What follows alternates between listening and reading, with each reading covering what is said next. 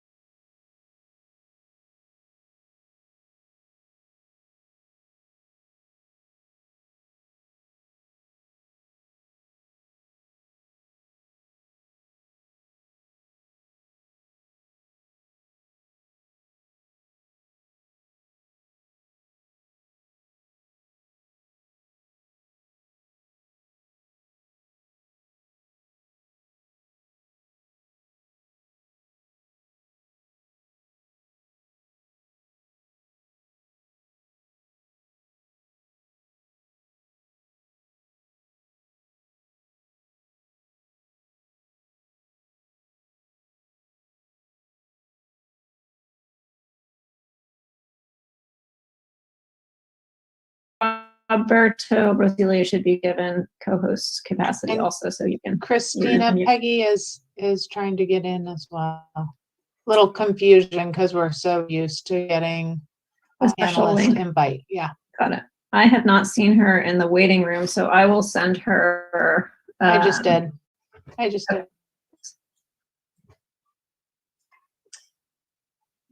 Okay. This meeting is being recorded. Should we wait a second more, or are we good to go? I think we're okay to get going with our administrative tasks. Great. So, hi all. Thank you for joining us for yet another GPAC meeting. And sorry we couldn't see you all last month. But as we typically do before we get started, we do want to make sure that we give access to those that would like to listen along in Spanish. So I'm going to ask our team to read the slide, which essentially lets folks know that we have Spanish interpretation available, and then that channel will be open. Martín, over to you. Thanks, Dave. Gracias, Dave. Buenas noches a todos y a todas. La sesión de hoy, lo que Dave nos acaba de explicar es que gracias por estar aquí, gracias por el mes pasado no tuvimos reunión debido a los hechos de conocimiento. Y bueno, para todos ustedes que quieran escuchar esta sesión en español, todo lo que deben hacer es apretar el botón en donde dice Interpretation, tiene el círculo rojo, y a partir de ahí van a tener la opción se les va a abrir la opción en español, y ustedes ahí van a poder escuchar toda la reunión en español. Muchas gracias. Thank you, Dave. Thank you, Martín. And with that, Eric, I'll ask you to open up the Spanish room. Excellent. Looks like that is now available. So I'll go ahead and hand it over to Christina to do a quick roll call before we get started. Good evening, everyone. I will get through this as quickly as is reasonable. Dave Alden. Here. Anna Bartholomew. I haven't seen him yet. Stephanie Blake, she let me know she's not going to be able to join. Phil Boyle. Matt Brown. Yeah, Phil's here. Phil's here. Sorry. Yeah, you did. Okay. Matt Brown. Here. Thank you. Aaron Chmielewski. Here. Delia Diaz. Here. Mary Dooley. I just let her in, so I know she's here. Sierra Downey. Here. Jesse Feller. No. Ali Gaylord. Here. Yancy Jacobo. Here. Roger Leventhal, Here. Anna. Present. Thank you. Roberto Mares, Here. Chris Rebelo, Here. Bill Reinhardt, Here. Ron Shribs, Josh Simmons ×2, Present. Janice Cater Thompson, she also not be able to join us. Janice, no. And Bill Wolpert. Not here yet. I believe Bill is with us, actually. He was first to point. Okay. Bill, are you still here? He might have accidentally fell off, but he was definitely with us. I see him in the list of attendees, so maybe he is getting a drink of water. Okay, so we have a quorum and we can go ahead with our presentation. Excellent. Thank you, Christina.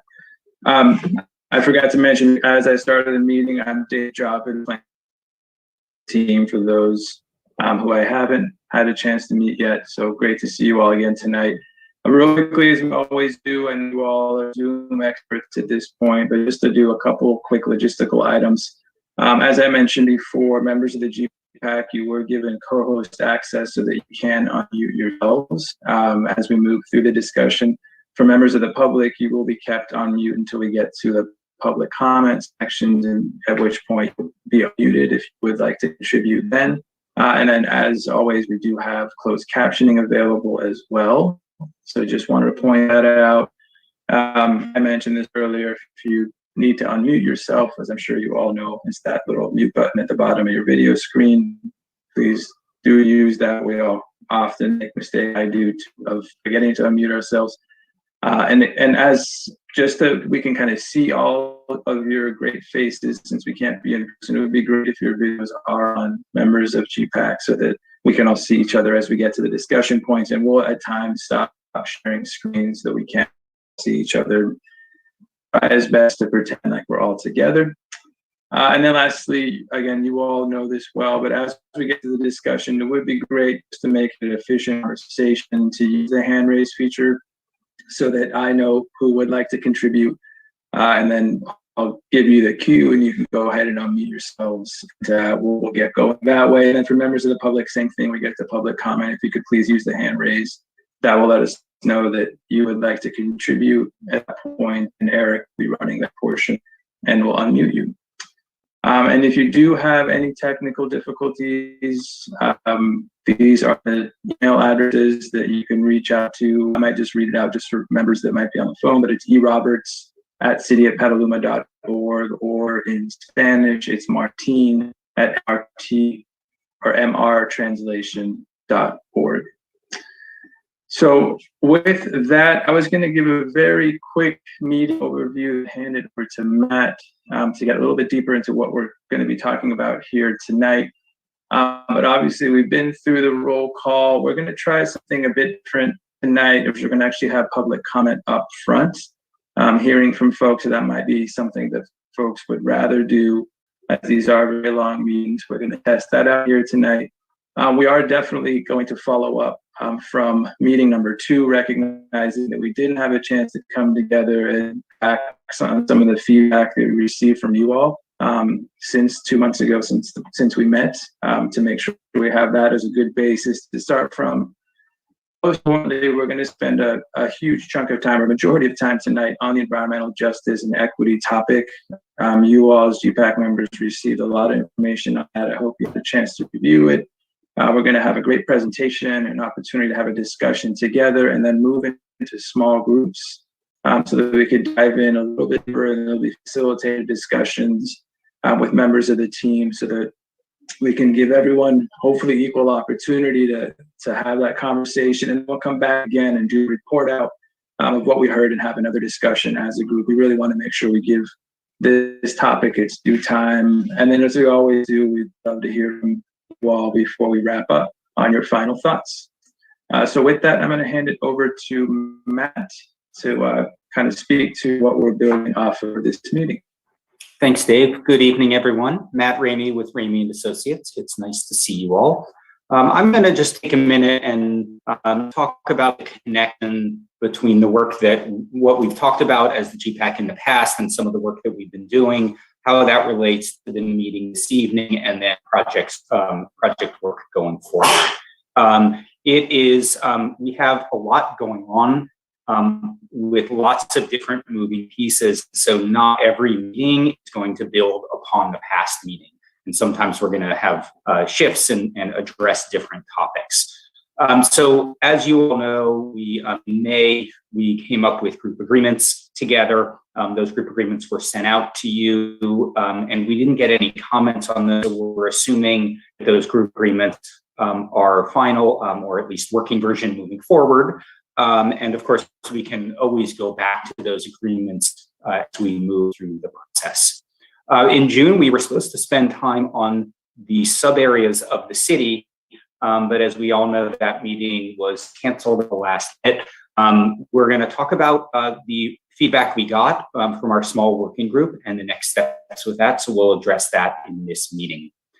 We also had our listening sessions with each of the GPAC members and the city council members, and we're going to speak this evening very briefly about the issues and opportunities that we heard, the summary issues and opportunities that we heard from all of you, as well as the ways that you all want to contribute. So that's going to be coming back this evening. And then in May, we also had a brainstorm with topics that you wanted to talk about in the general plan. And we're going to be bringing up all of those topics throughout the process. So that was a great brainstorm and a lot of information that we got from you. Clearly, we can't address every topic in every meeting, and so we are setting forth a plan to show you how we're going to be addressing all of those topics that you came up with in different meetings as we work together over the next year and a half. And with that, I will turn it back over to you, Dave. Thanks, Matt. And I apologize, I should have mentioned as we moved into that section for any members of the public, I mentioned at the agenda, but I wanted to also mention if any members of the public that would like to provide comments, if you can go ahead and raise your hand now. I should have probably given you a little bit extra warning. Looks like we do have a couple hands raised. So as I said earlier, we're going to try this a little bit differently here tonight and take some public comment here at the beginning of the meeting, respecting everyone's time for those that might not want to throughout the duration. Something new we haven't done before, but want to give that a go. So with that, I'm going to turn it over to Eric to read off names and go and unmute you. And I'm going to hope that this timer works. And we're going to set the 2-minute timer as we typically do for each comment. And we'll go ahead and get started. So Eric, I'll hand it over to you. Thanks, Dave. Up first is Wendy Jacobs, followed by Taryn Babe. Wendy, I've asked.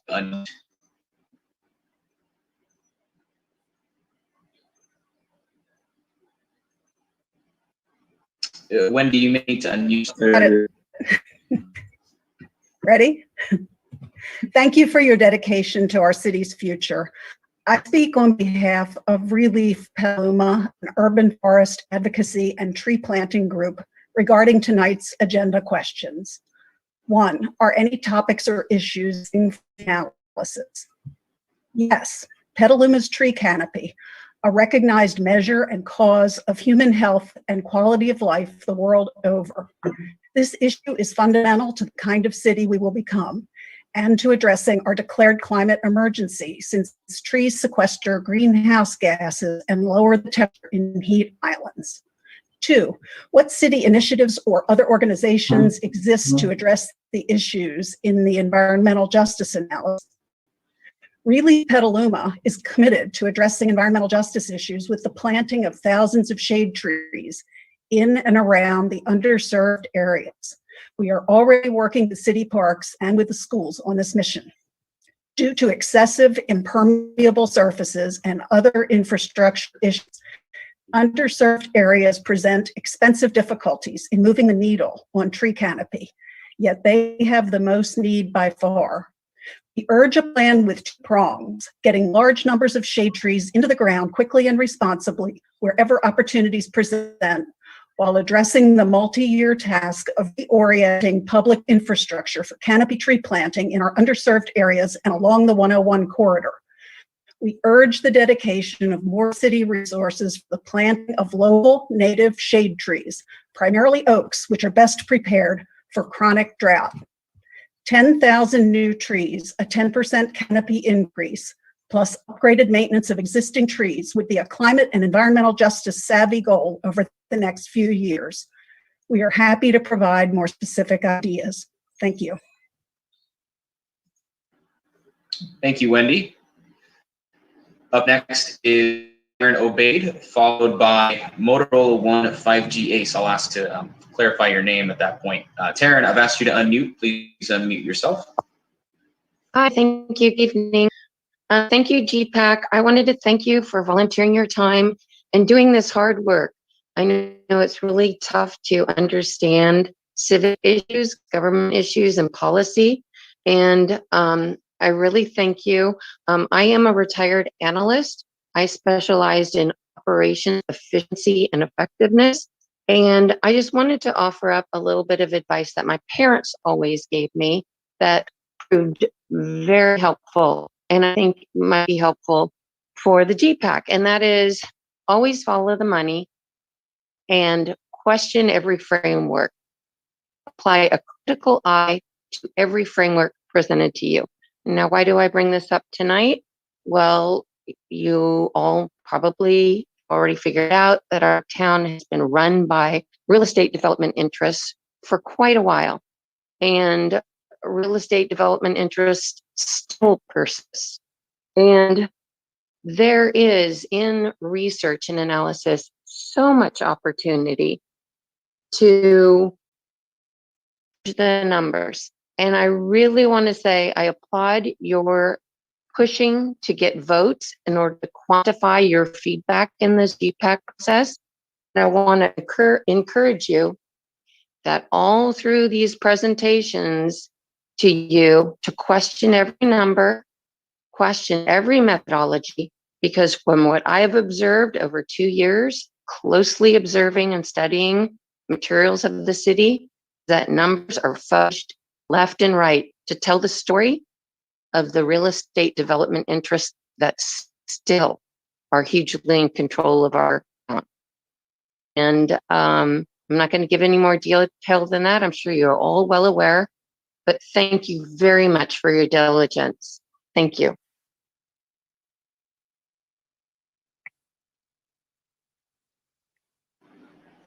Thank you, Taryn. Up next is M. Sullivan, followed by Julie Westney. M. Sullivan, I've asked you to unmute. You'll need to unmute yourself.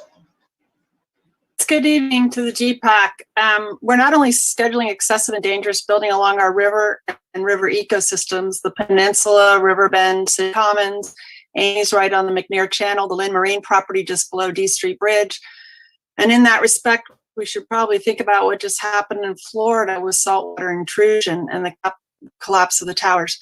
But we are violating the tenets of two of our major policy documents, our general plan and our river plan, that said that a public access river trail on one or both sides of the river, the entire 6.5 mile length of the river, and connecting to regional trails to the north was a high priority.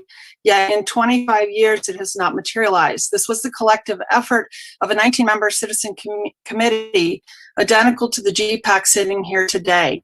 It's funded by a grant from the California Coastal Conservancy and vetted by 25 scientific agencies. It calls for protecting, restoring, and enhancing our river, not filling in wetlands, denuding our riverbanks, widening and channelizing them. Our city has not listened to the scientists. The primary voices that get traction with our city are those of the developers and property owners. Group planning consultants are paid by the number of developments they approve, not for conservation or preservation of our river ecosystems. They currently have us approved at 8-fold what's required for our RIA numbers for moderate and luxury housing in this building cycle. These mercenary forces are condemning our town to guaranteed property losses, sea level rise, atmospheric storms, and other more severe weather events. And they are grossly endangering the survival of our flora and fauna, including the special status species found in our river. Our native species need to haul out and find places of respite. They need native trees to nest and forage in. We have not even mapped the wildlife corridors and our conservation areas. The California Coastal Conservancy recognizes our river as one of the principal biological and recreational resources in the entire state of California. Our two main policy documents are general plan. Whoops, I'm out of time. Okay. For your comment. Up next is Julie Westney. Julie, I've asked you to unmute. Hi there. I'm trying to get my video to work. Okay. I don't think you guys can see. That's fine. I'm not going to take probably more than a minute, but my biggest concern is the crazy amount of housing projects being approved. How is it good for our climate and our environmental justice to build and give permits during a gnarly drought? What are we doing? I am just a lowly Petaluman who is watching our beautiful, funky, and diverse town become like another Roner Park, and it breaks my heart. And I don't understand why we're approving a $4.2 million baseball field, as Brian Barnacle has been talking about, when and it's going to be put on wetlands. I don't understand our city's priorities, and I really want to be a voice for the lowly Petalumans who don't really have a background in any of this stuff, but who are here because it's beautiful and has open spaces and nature, and I'm terrified of what we're doing to our environment. Thank you. Thank you, Julie. Up next is Beverly Alexander. Beverly, I've asked you to unmute yourself. For one thing, it would be really upsetting to me and to, I'm sure, all of you, if you worked so hard as an advisory committee, then your advice wasn't taken. So the first thing I'm sad about is that you do not have more power. The second thing is that we had a general plan with a lot of good elements previously, but the city doesn't follow it. It's worthless. You might as well just chop up all the money that would go into it and use it to fill the potholes. So anyway, what we need to think about water. We need to think about not destroying the beautiful things that we already have. Putting up houses and destroying wetlands, just taking down trees is just insane. Those are the things that are protecting us, and we need to keep them. As one person said, I'm going to steal her line. She was talking about the destruction of ancient forests. She said it's like watching a plumber perform brain surgery. And if we act so unskillfully, that's the situation we're in. And I'm running out of time.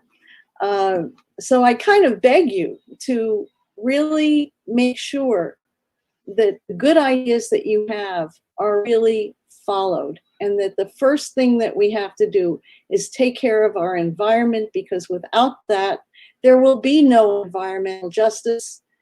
But that's for another time. Thank you very much.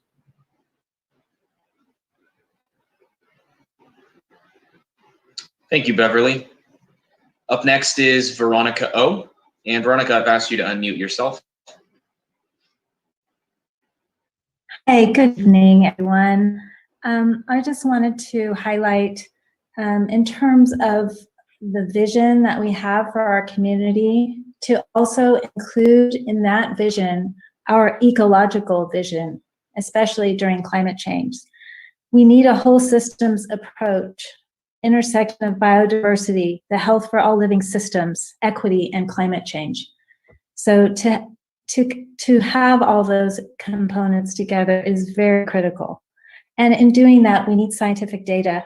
We need to identify our ecological networks and corridors, and to provide ourselves with information so we know what we're doing, where we're building. A biodiversity index, for example, and our natural assets need to be mapped, just like housing needs to be mapped. Promoting ecological connectivity is an important option to enable dynamic adaptation processes in ecosystems, and thus to combat the decline in biodiversity and preserve ecosystem services, which are good for us, especially in viewing the changing climate conditions. Healthy ecosystems provide numerous goods and services that are vital to human society. Thank you so much. Thank you, Veronica. And up next is Motorola One 5G Ace. I may ask that you state your name for the record. I've asked you to unmute yourself.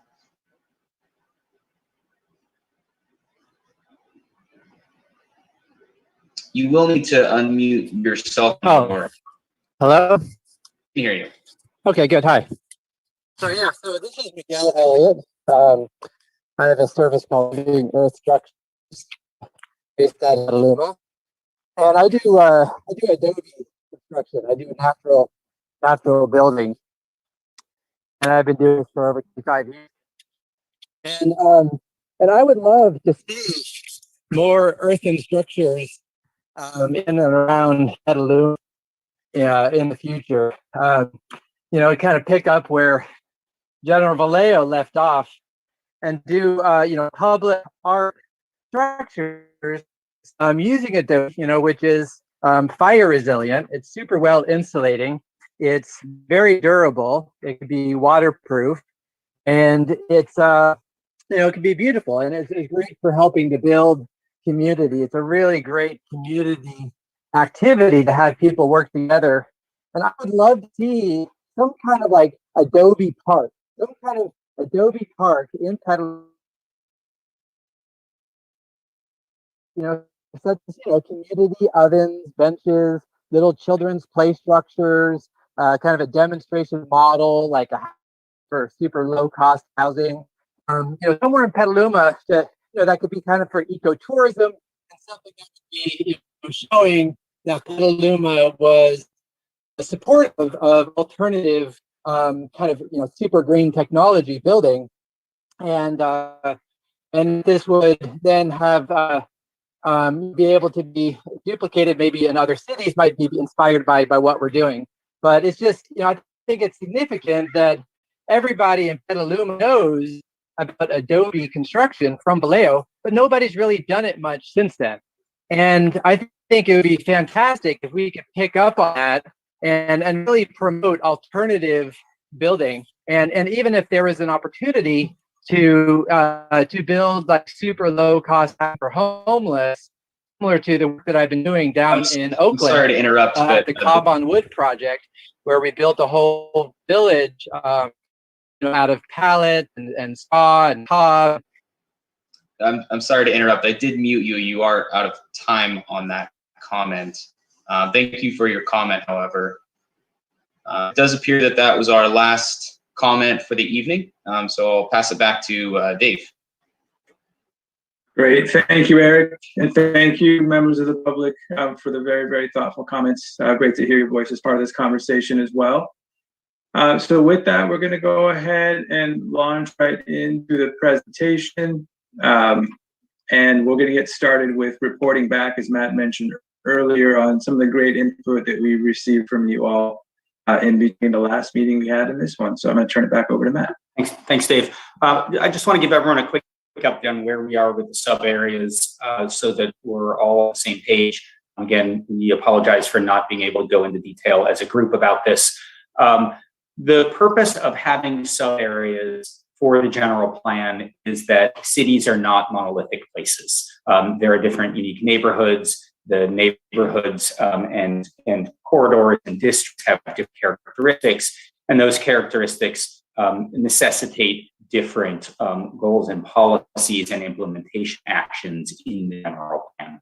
And so what we want to do with the sub areas, and the purpose of the sub areas, is to recognize and celebrate these different parts of the city, the neighborhoods, districts, and corridors. As you all know, the existing general plan identified a series of sub-areas, and this is the map that you see here on the screen. After the last meeting, after the last meeting, what we did was we met with a group of GPAC members who volunteered, and they provided a bunch of input, and this is the result of some of the input that they provided.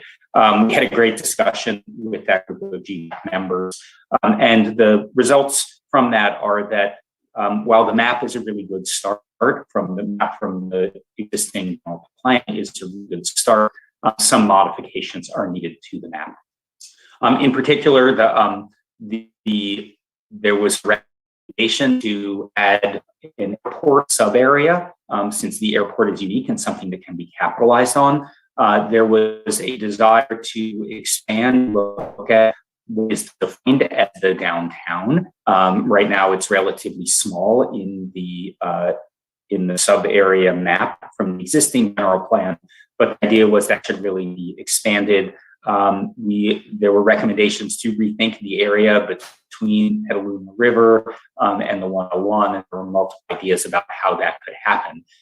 There were some slight modifications to the residential areas, particularly on the west side of downtown in hillside areas. And then there were lots of other really good comments about what makes each of these areas unique and different, which is really what's going to help us identify those sub areas. Next slide, please.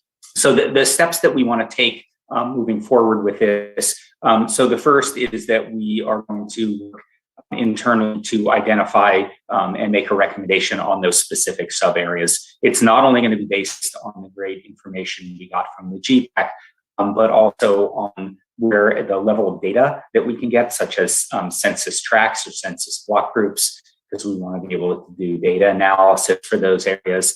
It's going to be based on our team's urban design analysis and the existing land uses in the area, the form and character that's there. Once we have that, we are going to conduct an existing conditions analysis. So we're going to go and do analysis and present a summary of the character and information for each. Organize some of our engagement activities and also to track participation in the process so that we know where people live, and we can then further identify how to engage different parts of the community. We're going to then use those sub areas also to identify which of the areas have a potential for any sort of land use change, which the areas are identified should be more of conservation areas, and the types of improvements that could be made in each of those areas. And then ultimately, we're going to include goals, policies, and actions in the general plan. We are going to use the sub areas. We're going to the information and the fact that we got and use that to identify the sub areas, and then we will present back the existing conditions with those sub areas. Sub areas can change throughout the process, and we can modify them by the time we get to the final general plan. And so we're going to be working on that throughout the process, but we're going to use the GPAC's input and other input as that starting point. So you'll see in our existing conditions reports that will be coming out in the next 2 months or so, the results of the sub-area analysis. Dave, I'll turn it back over to you. Great, thank you for that, Matt. Now I'm going to ask another member of our team who you haven't had a chance to connect with yet at these meetings, but Ron, to give us an overview of the issues and opportunities, which was also another piece of the interviews that we did with you all to start to kind of get a basis of what some of those overarching issues and opportunities are as a basis for setting the vision for the general plan. So with that, I'm going to hand it over to Ron. Great, thank you, Matt and Dave. Good to see you all. I had the opportunity to meet many of you during the listening sessions, which was great. I look forward to getting to know the rest of you as we move forward with this process. I briefly introduced myself in May, but I've largely been operating behind the scenes since then. I'm another principal with Ramey & Associates, and I'm the project manager for the Petaluma General Plan Update. And just so you know, I grew up in the Bay Area, and I've spent my entire career working in community development, and my planning work specifically is focused on community and comprehensive As Matt mentioned earlier, we really want to focus our time tonight on the primary topic, the environmental justice analysis. But we did want to briefly bring you up to speed on what we've heard through your input at both meetings and in between meetings, and summarize some of what we've heard and explain how we're going to be using it moving forward. One focus of that input has been city issues and opportunities. Next slide, please, Dave. And it is just, oh, I'm sorry, go back one more slide. It is just one, the listening sessions are one aspect of a long process to initiate to get us through the first or the second phase of the planning project, which is the visioning phase.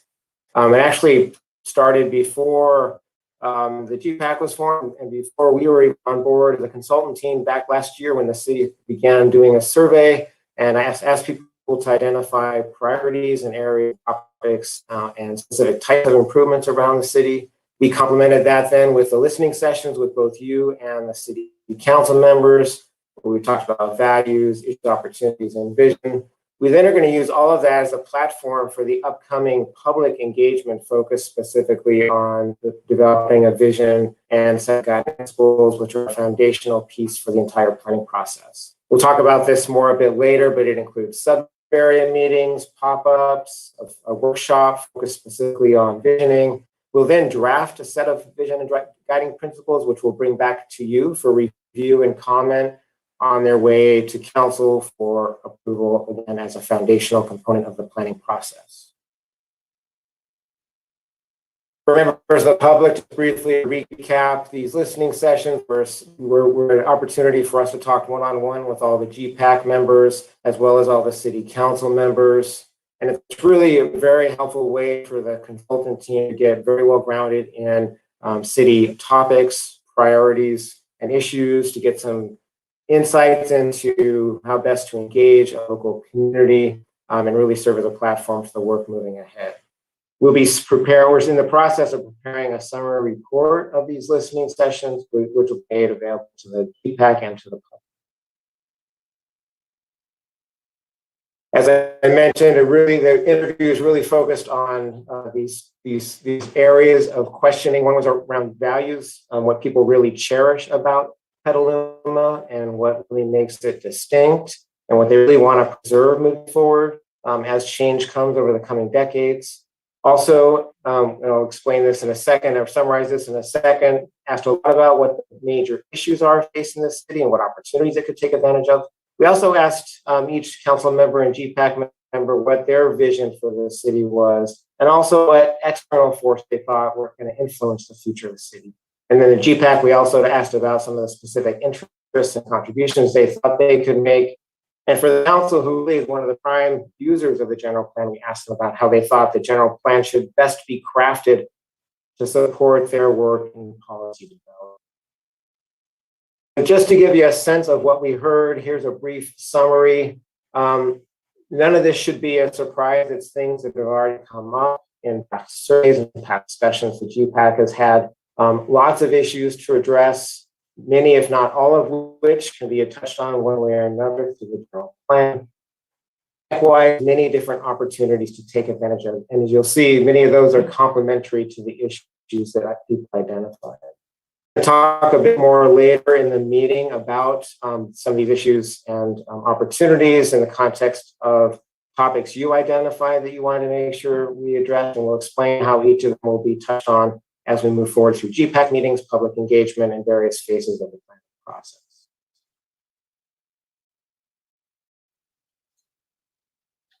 Great. Thank you so much, Ron. I could take it back here. We're going to jump right into the meat of the presentation and where we'd really love to get your feedback on here tonight. And as I talked about earlier, and we'll talk about again as we get through this, but we're going to have a lot of discussion with you all and then move into small groups. So really dive deep into this topic of environmental justice and equity. Before we do, I'm going to hand over to Matt to introduce a new member of the team before he does his presentation. Thanks, Dave. I will be brief with this. I want to introduce Juan Rosso, who is a new member of the Raymond Associates team. Juan is going to be working on this project as well as as others that really, because he really focuses on health and environmental justice. We brought him on to be one of our health and environmental justice leaders in the company.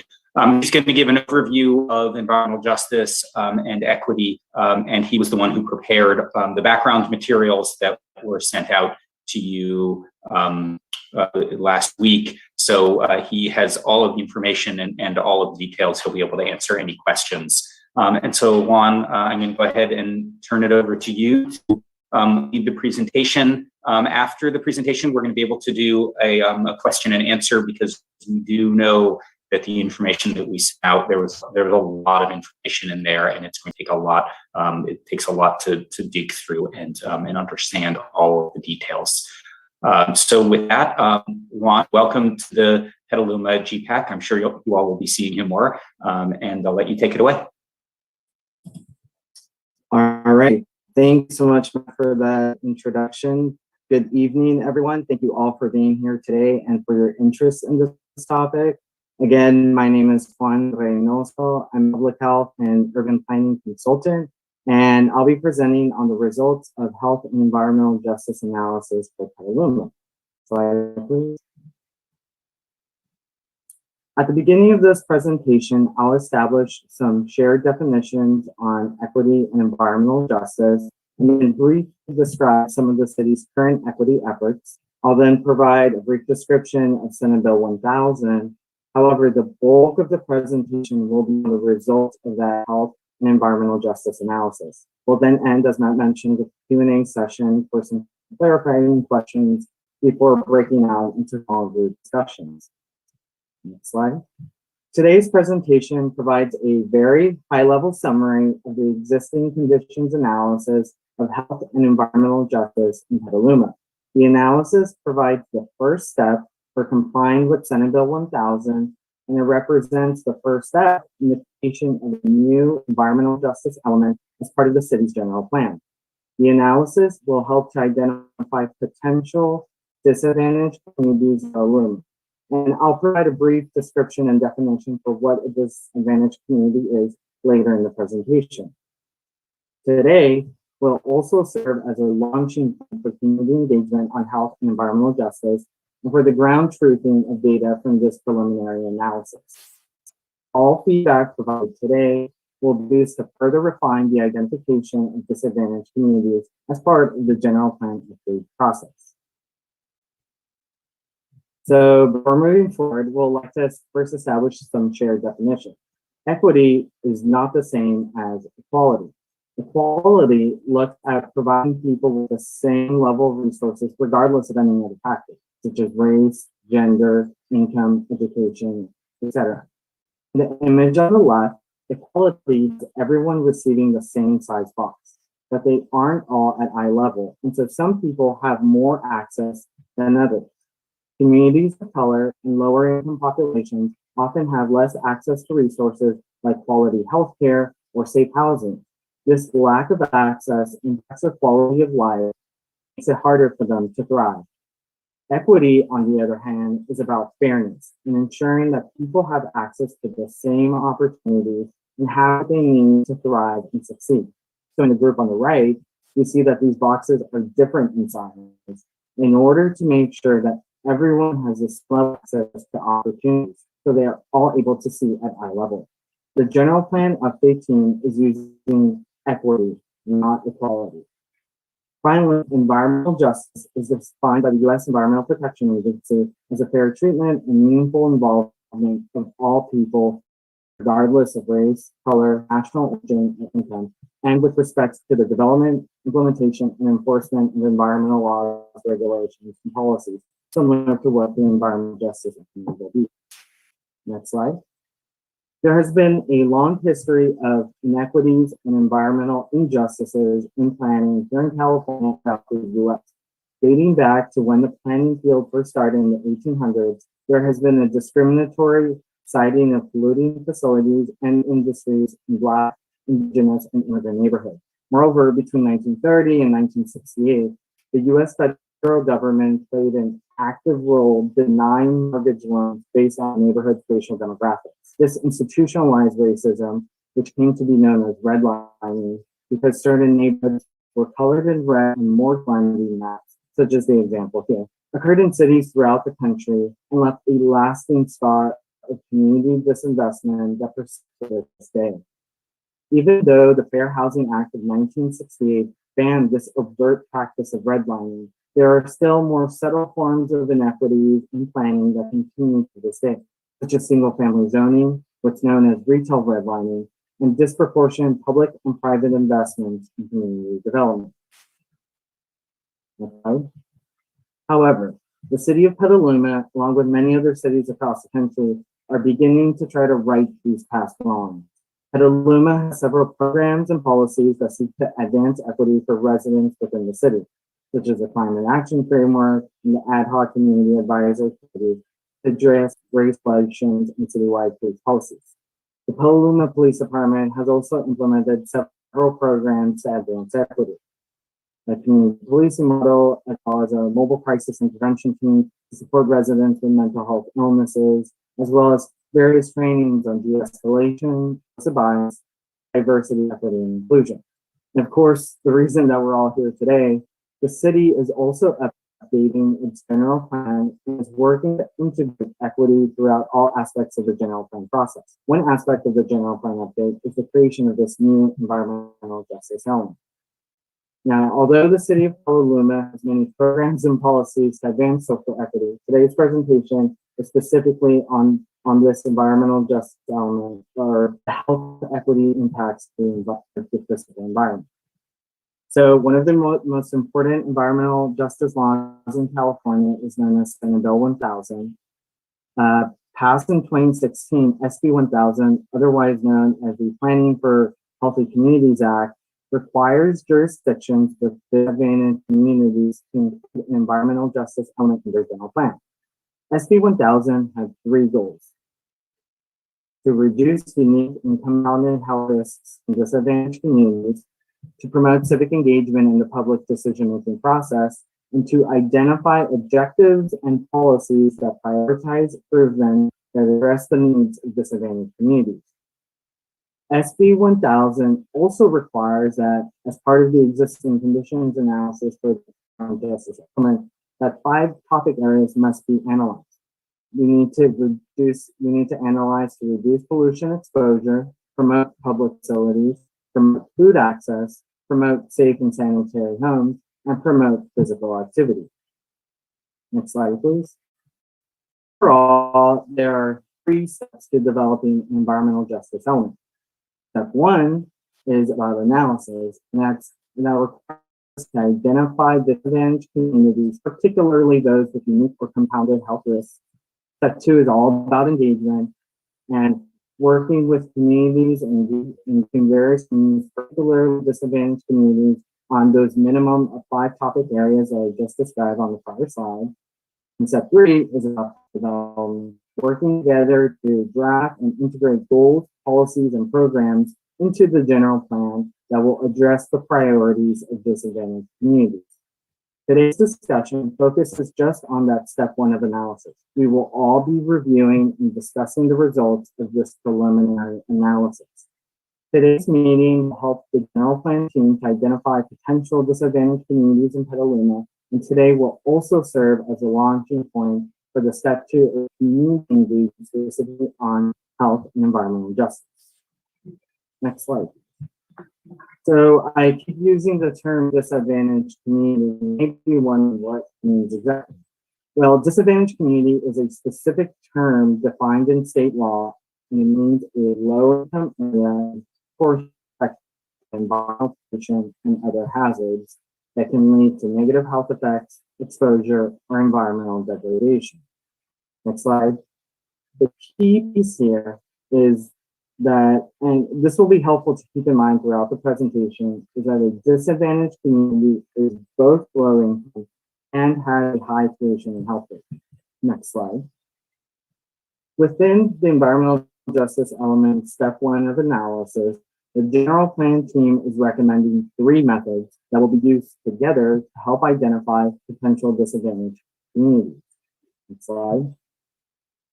Within method 1, We classified an area as disadvantaged if it scored in the 75th percentile or higher in the Cowan Virus Screen Index, which is a staple that I'll describe momentarily.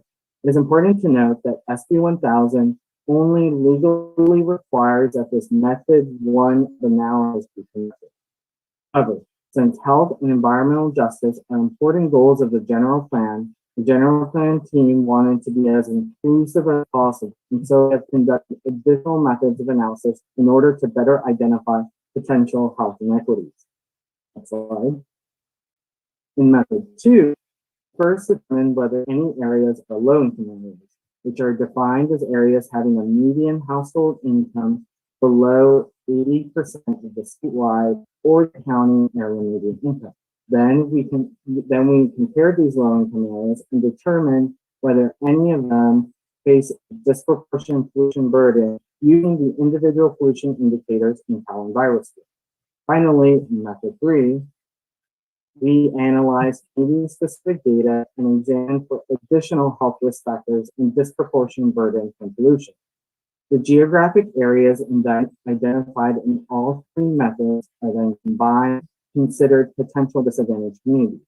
These potential disadvantaged communities must be verified through community engagement, such as today's discussion with GPAC.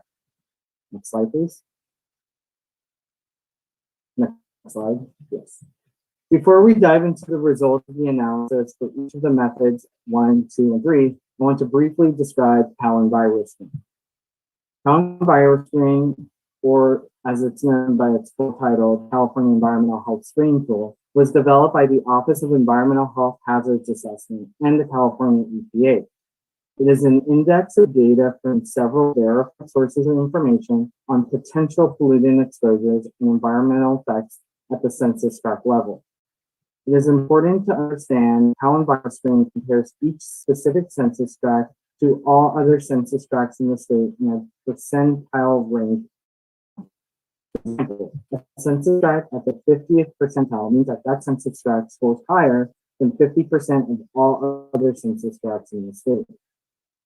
Although this tool is the main data source used by local jurisdictions in their environmental justice element analyses, it does come with a few limitations. It only measures potential and relative exposure rather than actual and absolute exposure to pollution. Also, certain pollution metrics collect data at a regional level as opposed to a local or a more localized parcel level. And finally, there is limited information on health outcomes because the state prioritizes effects such as asthma with known relationships to air quality pollutants. Therefore, we need additional input from community members such as GPAC to help us ground truth whether the statewide data is accurate for Petaluma. Next slide. Specifically, Cowan Virus Screen contains 21 indicators, 13 of which are pollution burden indicators, and 8 of which are population characteristic indicators. So with that information, I will now dive into the results of the preliminary analysis for each of the methods 1, 2, and 3. Next slide. Here are the results of method 1. This map shows the overall Cowan Virus Screen score. The numbered labels you see are the census tract names. Based on state guidance, an area does not have disproportionate burden unless it is at or above the 70th percentile. As you can see from the map, there are no areas in red. In other words, there are no census tracts or neighborhoods in Petaluma that score at or above the 75th percentile. Therefore, no disadvantaged communities are identified for method 1. Again, as a reminder, SB 1000 only legally requires that this method 1 of analysis be conducted. However, since health and environmental justice are important goals of the general plan, the general plan team has conducted additional method analysis and casted as wide a net as possible in order to better identify potential health inequities. Moving on to method 2.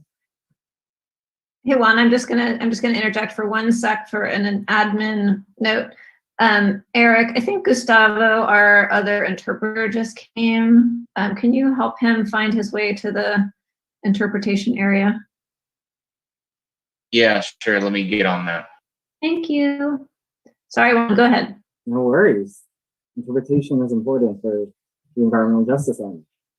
So here are the results of method 2. In order to conduct as thorough an analysis as possible, method 2 was conducted for both census tracts and block groups. You can think of block groups as essentially sub-areas of census tracts. This analysis found that there are 2 low-income census tracts as well as an additional low-income population classified as potential damaged communities.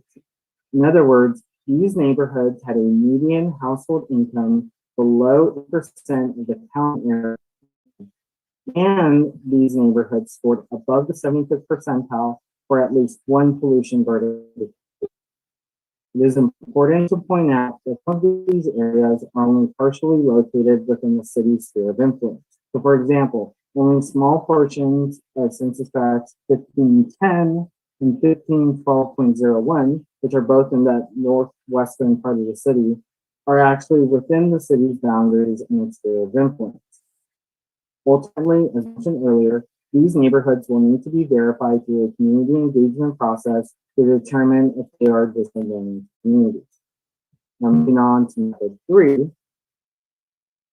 For GPAC members who were able to review the MAPA or that preliminary analysis in advance, you may remember that method 3 was broken up into 2 parts. The first part compared census tracts identified as having high social vulnerability using the Social Vulnerability Index developed by the Centers for Disease Control and Prevention, the CDC. The index measures social indicators such as linguistic isolation, disability status, and race and ethnicity. And then we compared these areas to each of the Talon virus strain pollution burden indicators from earlier. Three census tracts were identified as having high social vulnerability according to the CDC.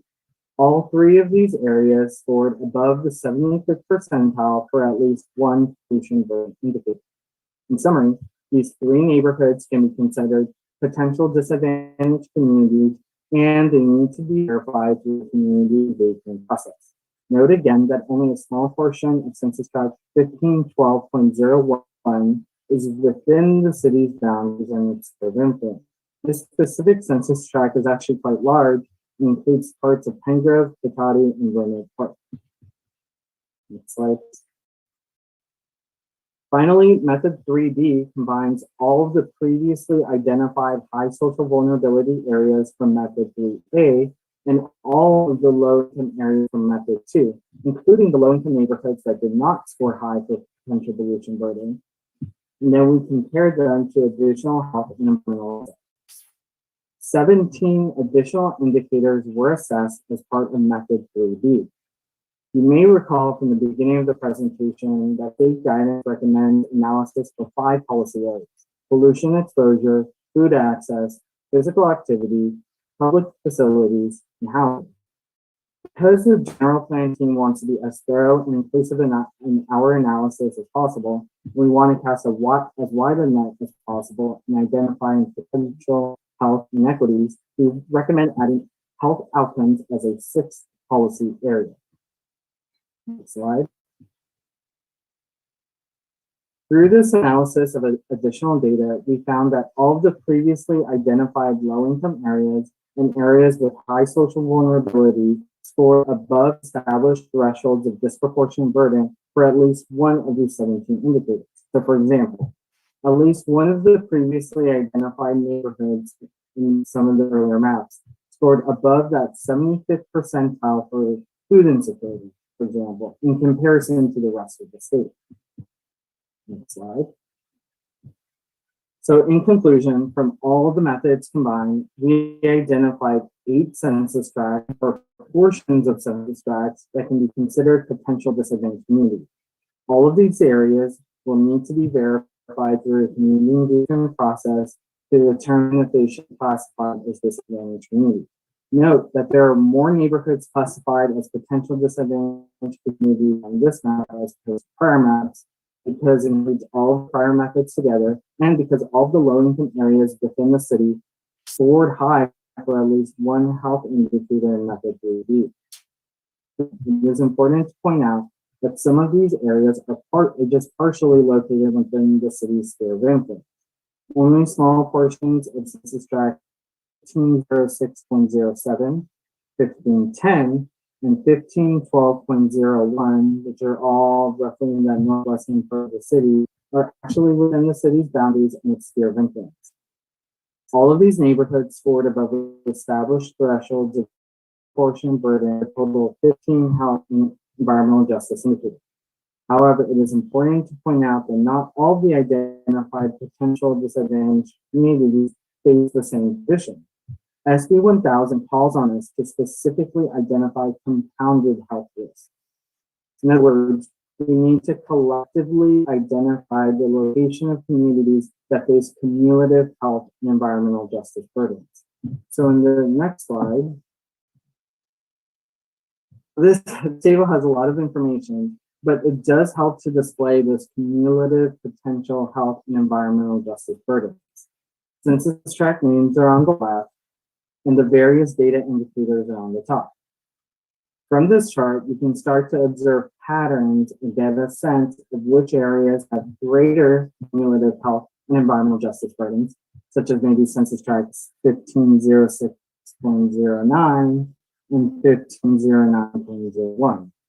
You can also get a sense of which health and environmental justice indicators have a greater presence across the city, such as high adult asthma rates and high adult heart disease rates.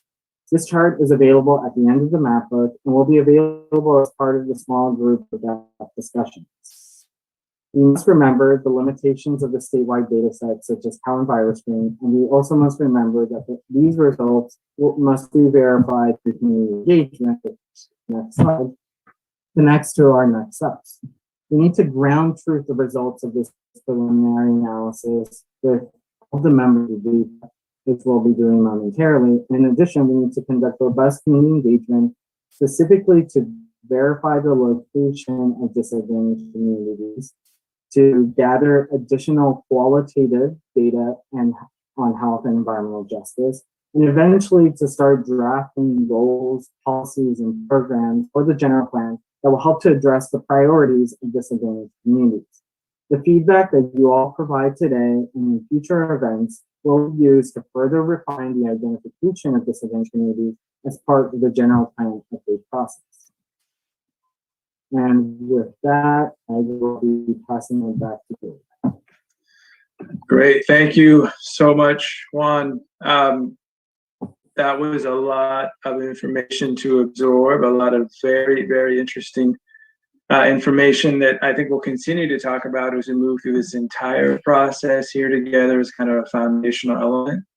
Looks like Sierra's giving you a high five or clap for a great presentation. I did see a member of the public that was raising their hand as well. We appreciate the public comment earlier. We're now going to kind of get into a GPAC discussion. The first thing we want to do was take out 10 minutes or so to see if you all had any clarifying questions after hearing all of that great information. But we really the conversations to the breakout room. So we'll be transitioning to breakout rooms, randomly distributed all into 3 rooms. One room, a main room that we're in right now, where folks will stay, and this room will be for those that would like Spanish interpretation to continue. All before we get started of who that might be. And then we're going to have the members of the public also split evenly amongst the groups. So we'll have about a 30-minute discussion there, and then we're hoping to come back and do a very quick kind of speed round of key themes of what was discussed in each one of those rooms. And then have an opportunity again for a discussion you all after you can hear back from the other groups and what was discussed. So with that, let's go ahead and start with any clarifying questions that you all might have after getting all of that great info. And I see Jesse, your hand raised, followed by Mary. So Jesse, let's start with you. Thanks. Can you guys hear me? Yes. Okay. Juan, how did you guys gather the detailed data around asthma? Is that collected in the census? Tell us more about where that data came from.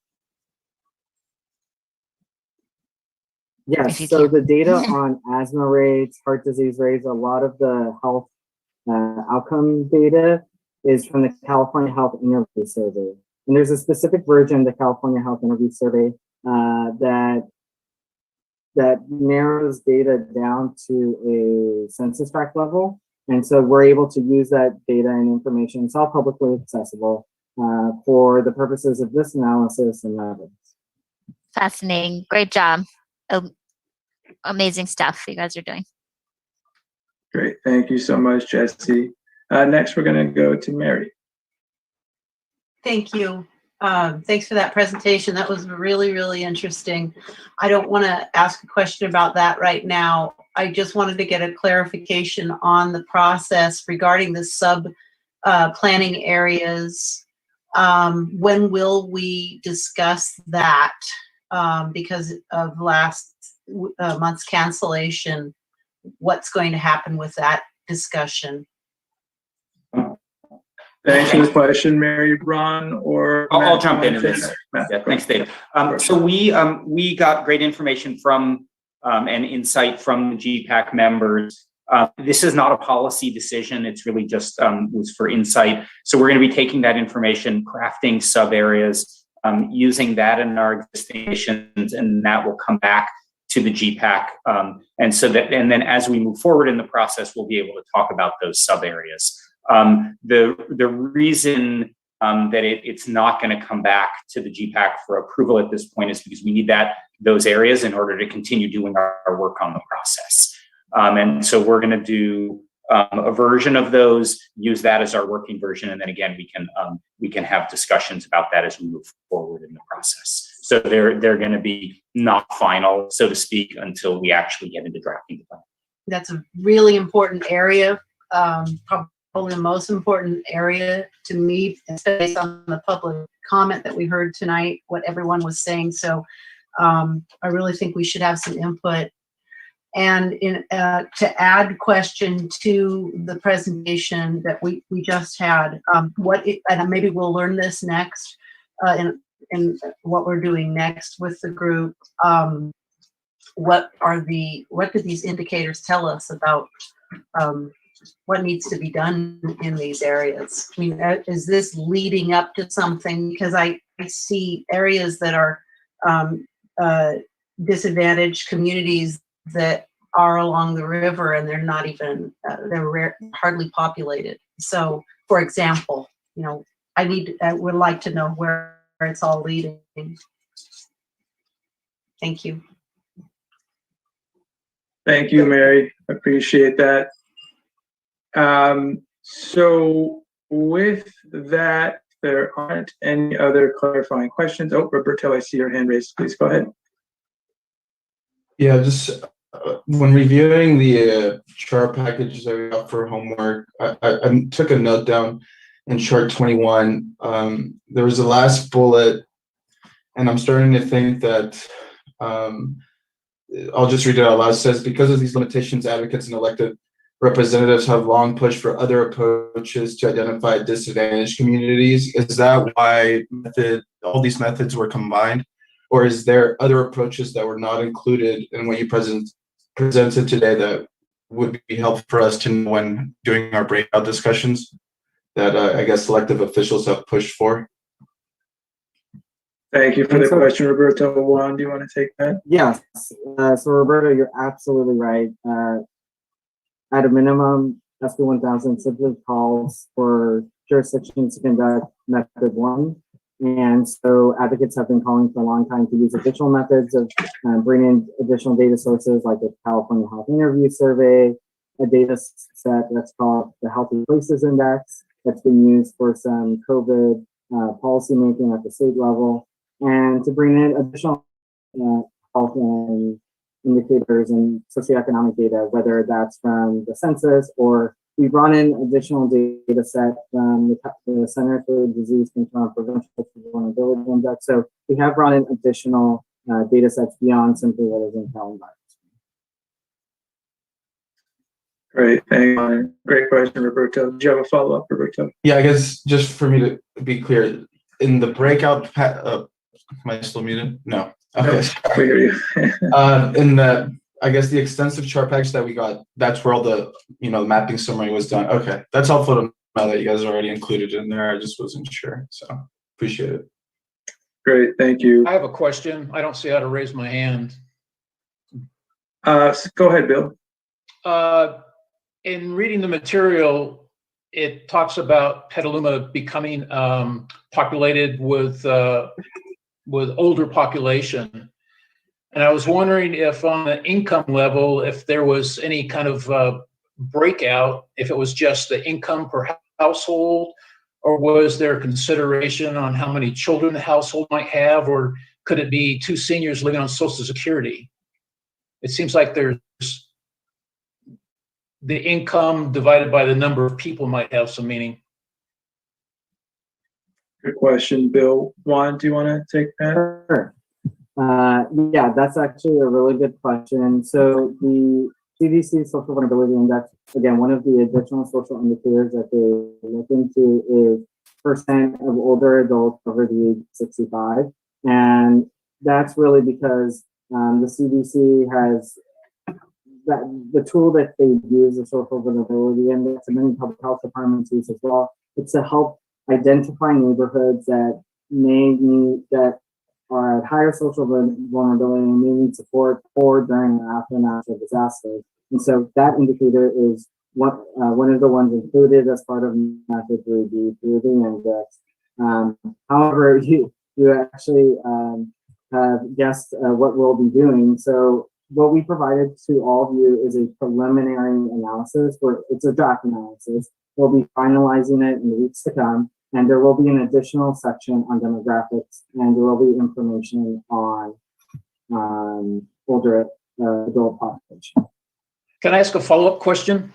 Sure. Education isn't mentioned anywhere in here. And it seems to me that education is also an indicator for income, ability to afford health care, so health outcomes, housing outcomes. Why isn't education a factor in considering the rest of this? Juan, did you want to take that? Yes, okay. So on slide 51 of the map, I'm not sure if you have access to it at the moment. Education is another one of those indicators that are bundled into the social vulnerability. And yes, that will be another indicator that we'll be adding as part of the additional demographic section in the final version of the analysis. In addition to community engagement that we will be receiving from all of you. So thank you for highlighting education. Okay, thank you. Great, thank you, Bill. Looks like, Matt, I see your hand raised, and then from there, I think we're going to try to transition into the small groups, so we get all out of here close to 9 o'clock. So, Matt, go ahead. There seems to be another map there, but I didn't have my hand raised. I don't know who that other one is. Okay, thanks, Matt. I do see a Matt Brown GPAC. Maybe we accidentally double you down. So thank you for that. We'll figure that out on our end. Okay, so with that, well, hold up. Can I ask? Similar to Bill, I don't see an option to raise my hand. Oh, I apologize, Christine. Go ahead. Okay, who knows? It's technology. So I'm just a question about methodology. Why use 100% of the federal poverty level to denote poverty? Most places use 200% of the poverty level. The poverty level is so low that 100%, that folks who are at that level are pretty much homeless. So I just would like to know if there's a possibility or what the rationale was to use 100%, and if it's possible to go up to 200% of poverty level for the data about the poverty rate in Petaluma. Great question, Christine. Juan, back to you. Christine, which slide are you referring to? I'm not referring to so much to slides, but I'm referring to in one of our homework assignments or review things. There's a whole slide about poverty rates, income equality, income in Petaluma, and I just wanted to bring up a question about that. And if we can't answer it now and we need to address it later, that's fine as well. Chris, this is Matt. Let me jump in and see if I can help answer that. So we also gave you all, for background information, a demographic and socioeconomic report. And it was in that report where we used 100% of federal poverty level. We can certainly add the 200% federal poverty level to that information packet as well, so you can see both of them. Great. Thank you, Matt. And I just wanted to mention for members of GPAC, if for some reason you don't have access to raise your hand, definitely feel free to raise your hand physically, and I'll try my best to see you on video. And there might also be an option for reactions, depending on what version of Zoom you're doing. Under reactions, there'll be there's a raise hand feature there as well. But either way, we'll definitely get you up on the screen and give you time. Feel free to unmute yourselves if I do miss you. Christina, I saw your hand raised. Did you have a thought? Yes, no, it was about the reactions. I also couldn't raise my hand and I found it in reactions. There you go. Yeah, Zoom is constantly evolving, so it all depends on what version you're running. So apologies for not mentioning that earlier. But okay, so with that, I'm going to go ahead and share screen again here and get us launched into the small group discussion. So hopefully you all can see the right screen here. So we're going to have 4 discussion prompts that we're going to go through with you all as we have this facilitated discussion, speaking to Petaluma citywide health and environmental justice strengths, weaknesses, what geographic areas may have a unique or compounded health risk, and what city policies or other programs are in place to address these health-related topics. So as Juan mentioned, it's equally as important to balance all the technical data and analysis going on with community reporting, what we hear from you all. So this is the opportunity to go ahead and do that. So with that, I'm going to first I see a couple members of the public and Heather's hand up. Heather, do you have a thought before we transition? I just want to make sure that maybe you take just a second, Dave, to restate how the public is going to be engaged with this, and when an opportunity for discussion as members of the public. So I've seen a few members of the public hands pop up and down, and I just thought that might be a good thing for you to touch on.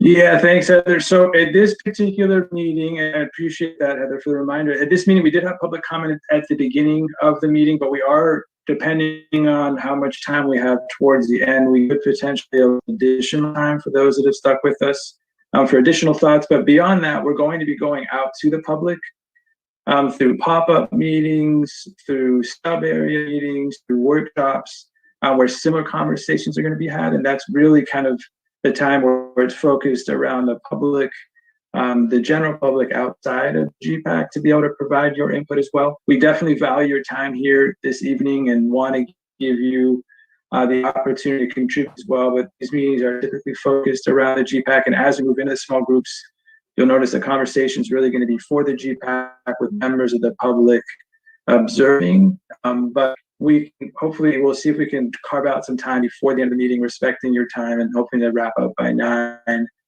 to have additional time for public comment as well for those that want to contribute. So I appreciate your time. Yeah, Dave, I'm channeling our city attorney. This is an agenda item, so we will need to allow public comment after this.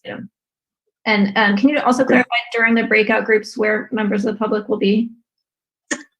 Right, so they will be distributed evenly amongst all 3 groups as well. So they're going to be there observing as we randomly distribute the members of the GPAC. They'll also be randomly distributed into the groups so they can observe as the conversation is going on. Thanks. Sure. Okay, so with that, I'm going to first ask through our Spanish interpreter if there are any Spanish speakers that want to make sure they stay in this main room where Spanish interpretation will continue to go on. If you can please use the raise hand feature that again will hopefully pop through the reactions option at the bottom of your toolbar, or some have it in the participant window. There might be a raise hand feature there.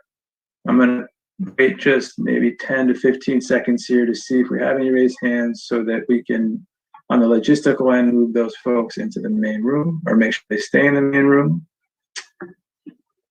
I see Gustavo's hand raised.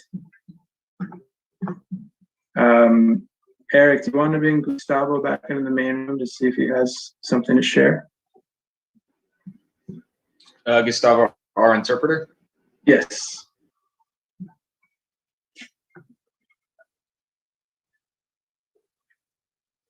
Is that doable? Yes, Dave, actually, everyone should select a language. So Dave, if you probably need to select English. Gustavo, I can hear you.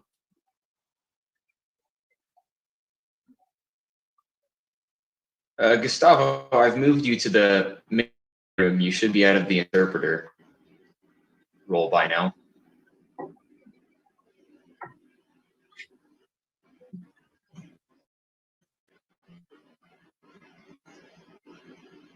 Interesting.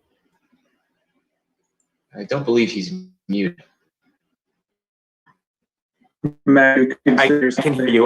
We are going to need people to somehow indicate to us that they are that they want to stay in Spanish if they're put into a breakout room, but they want to be in the main room. They can exit out of the breakout room and back. And so they will be able, if they can't do it, they'll go into a breakout room, and then they should just say exit the breakout room, and they'll go back to the main room. That's right. That's right. That'll be the backup option. Yeah, if folks aren't raising their hand now. Okay. So with that, Eric, did I stall enough to give you time to set up the breakout rooms so we could launch right in? Yeah, we're all ready to go. All right. So Eric's going to click a button here, and you'll either see an option pop up on your screen that'll say move so a group, and or you might just stay right here in the main room, and we're going to have a discussion again for about a half an hour. And Eric will be seeing you all timers when we're 10 minutes from the end of our discussion period and right towards the end, and then we'll all come back here again for a report out and a discussion as a group. So on we go. Have a good time.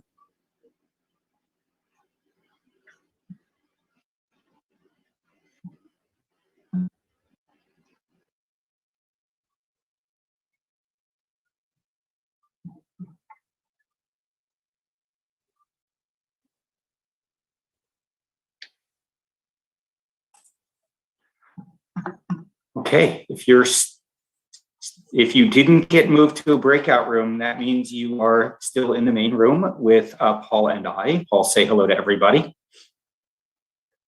Hello, everyone. Hello, everyone. Welcome. You got a little echo there. Okay.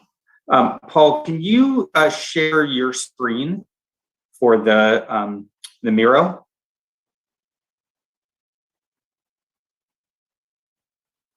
Or would you like me to do that? Actually, Matt, it's really best if you do. Okay. Just because Paul's going to be moving around the screen, adding notes. That way you can just stay stagnant on your board. Okay.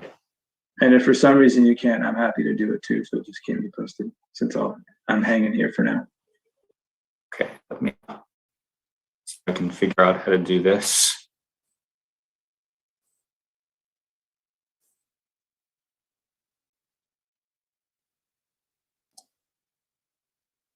Perfect. Okay.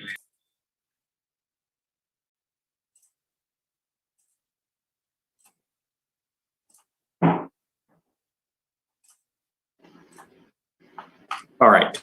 Can you all see my screen now? Yep. See. Great. All right.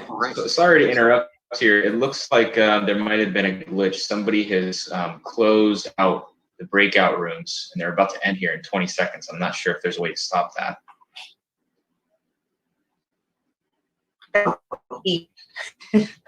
This is Mary. It could be me. I don't know. I didn't mean to. Short conversation. Eric, you might have asked. you might have accidentally given co-host access to run breakouts. So I think you might have to set them back up again here. Hi, sorry for the glitch. The breakout rooms got accidentally closed. So Eric, hopefully they're all still set up and you could just move everyone back into their appropriate rooms. Yeah, I'll go ahead and reopen those. Sorry about that, y'all. You're about to move right back where you came from. And members of the GPAC, there might have been a slight glitch in the setup and you might have the option to close the rooms as a co-host. Please don't accidentally do that or else we'll all come back. We'll come back here together again. That should only be given to the host, but Zoom being Zoom, it accidentally, I think, gave you all access to close the room. So please be careful not to do that. Sorry for the inconvenience all. Good news is we worked in a little bit of cushion for potential technical difficulties, so we still have plenty of time. Eric, let us know when you're ready to transition back. Went ahead and just open them up. Great.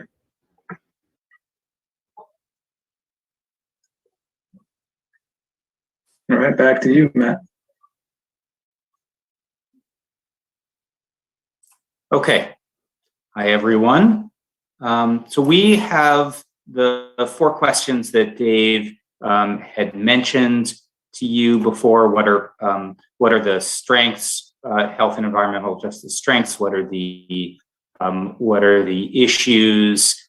And we can maybe start with those 2, but essentially the third is what are the geographic areas that you think, based on your experience, have disproportionate health risks? And then what are the city policies or other programs not necessarily from the city that are addressing health and environmental justice issues in the community? And so we have, if you'll see the screen here, we have what is called a Miro board. Paul is going to be taking notes in the Miro board, and I will zoom in so you can see what is going on, and you can see the notes being written here.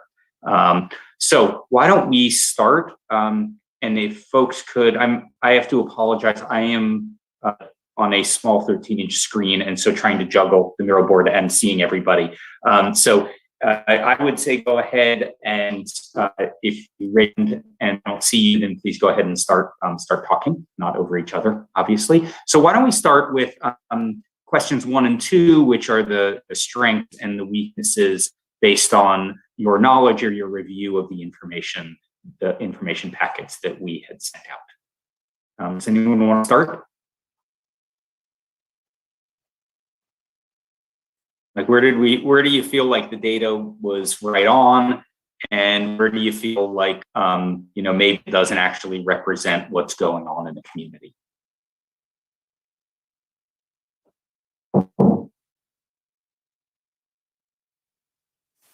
I guess I'll start. Anyone? Yeah, I feel like looking at the when I reviewed kind of the income topic, seeing that Petaluma overall was above average compared to all of California. So I would say that itself is kind of a strength, right? That through just the community itself, it seems that, when speaking about, like, I guess, funds to make changes, that we probably have more access to that in other communities. Okay. Yeah. Good observation. Anyone else?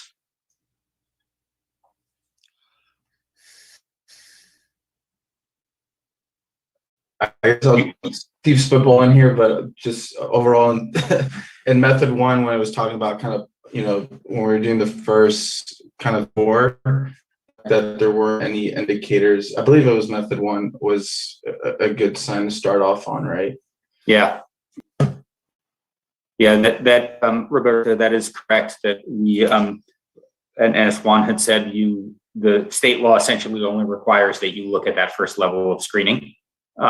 We kept diving deeper because we know that screening tends to miss a lot of more specific and localized data. But yeah, it's a good thing that there isn't, because there are certainly some 25% of the census tracts in the state fall into that category. So you're not there. So that's good. Dave, you look like you were gonna say something. Was that me, Dave? Dave Holden. Yeah, okay. I guess one thing that struck me about the entire process is it effectively assumes that neighborhoods are, if not homogeneous, at least quite similar. And I think Petaluma, perhaps, probably to its credit, has a lot of neighborhoods that are far from homogeneous.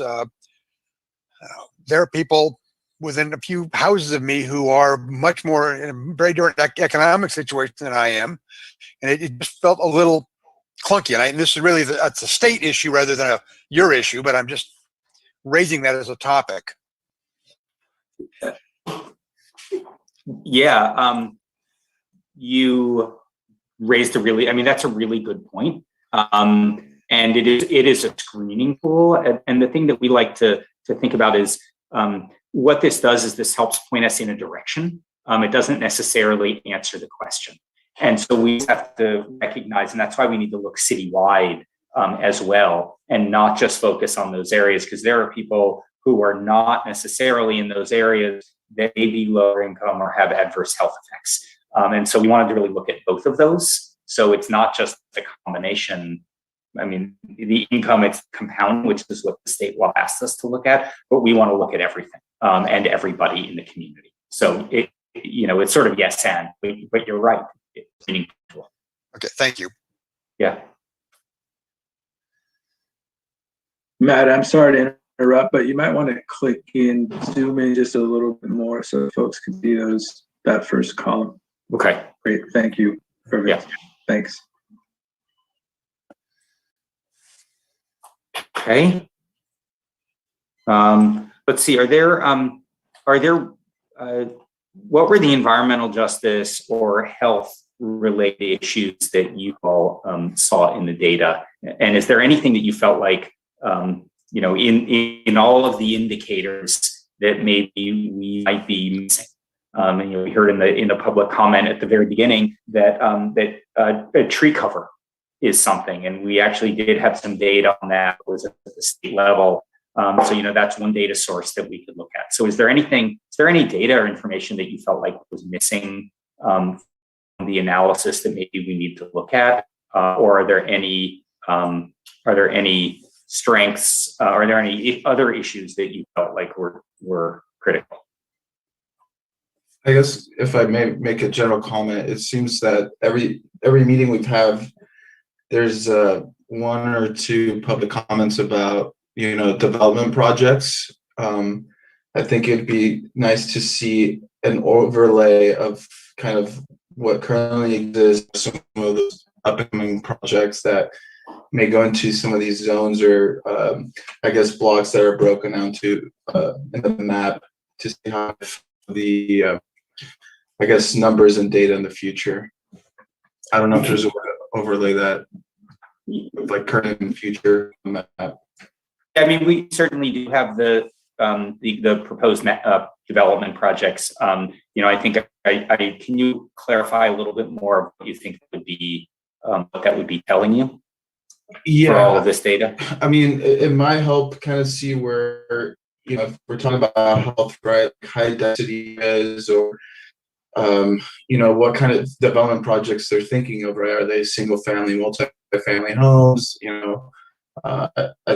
some of the more granular details that was provided in our homework chart package, that might be helpful in identifying some of the potential zones and stuff like that. So, yeah, I think that's a good point. I'll add to that there are locations where we know that there may be environmental issues, and it will be good to see where those are relative to the proposed projects. The clear example is it right next to a freeway for air pollution? Let's see, Mary. I think that's where I was going, just to kind of skip over to number 3, which probably is too soon, but no, go ahead. It's fine. I guess the more striking graphics to me, a little bit what Dave Alden mentioned, but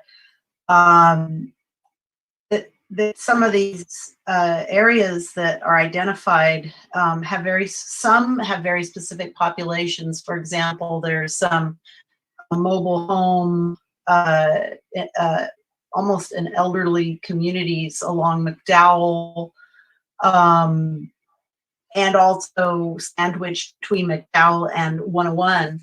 And so that's absolutely some health related issues, but there's other areas that are right now that same line, commercial industrial, and so I don't know what the actual density is by looking at these strokes. Like there could be one very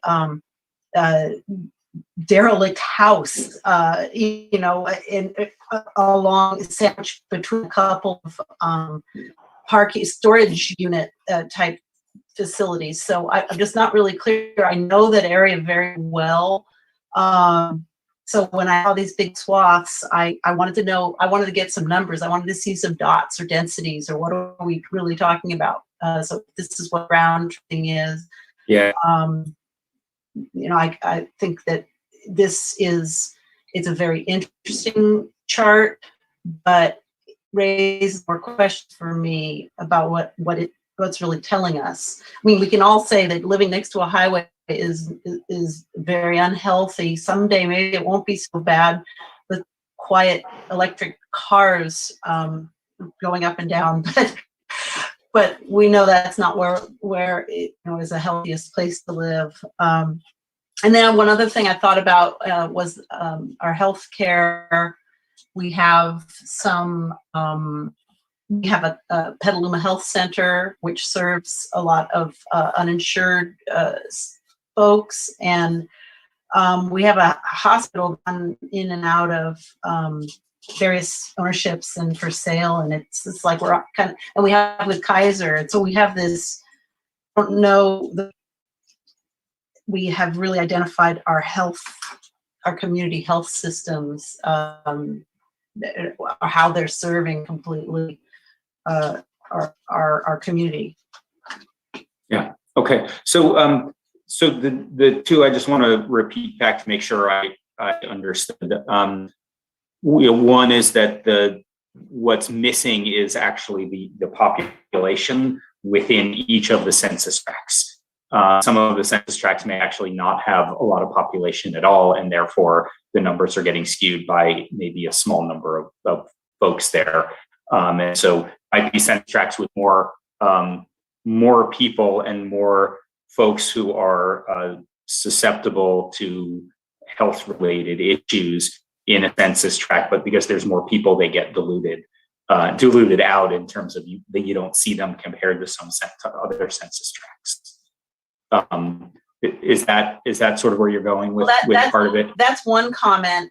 We could take flood zones. We've mitigated as a city a lot of flooding, but those areas where and that's another area that showed up in I like to call it the deep purple.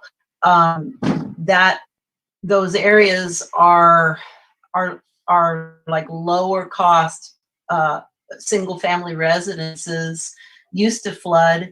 I can't remember the last time that happened, but so that's like that to me, that's a different issue, not so much air pollution. And then but the most disturbing for me is the whole upper reach of the river shown in purple. And I'd like to know what the findings are there, because that's like a largely unpopulated area. It's open space and something that really should be preserved in that way. Yeah. And again, some of the deeper dive that we have to do with that data, and we've certainly identified areas that are really identified as with some extreme in other communities with some extreme health and environmental justice issues, but they have very few people. who were living there.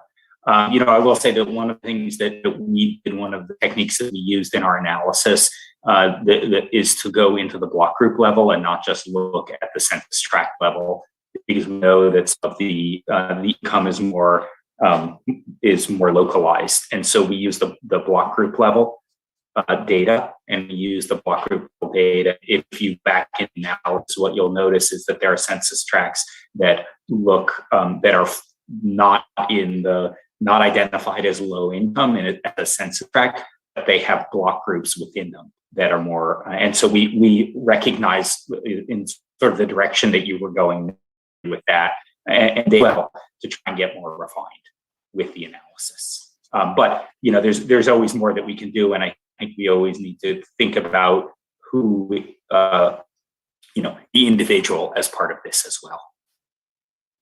Okay, Delia, you had your hand up. Yes, back to the what data might be missing. Looking at, I couldn't find that is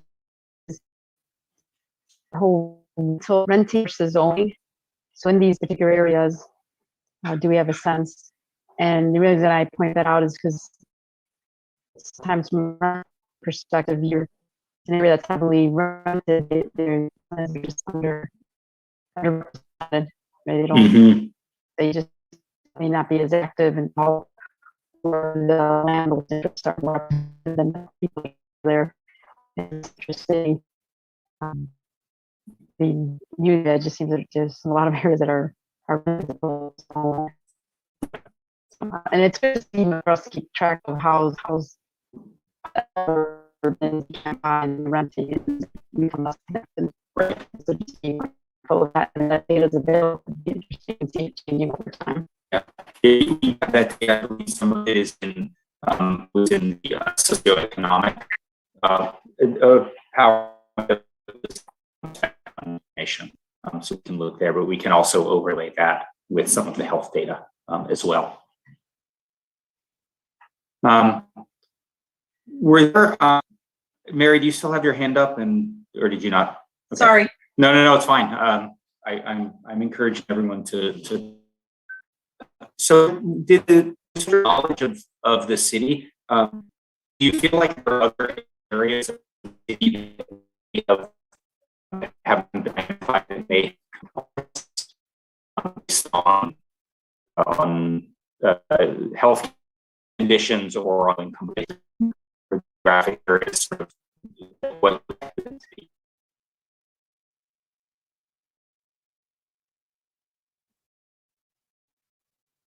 great, and that was also visible. Yeah, it's for we can I don't get all this detail. It doesn't something that we might be able to help out with that is to put it online as a serious way.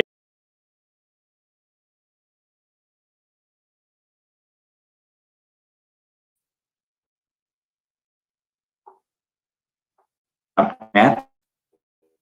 I have to sort of answer your question.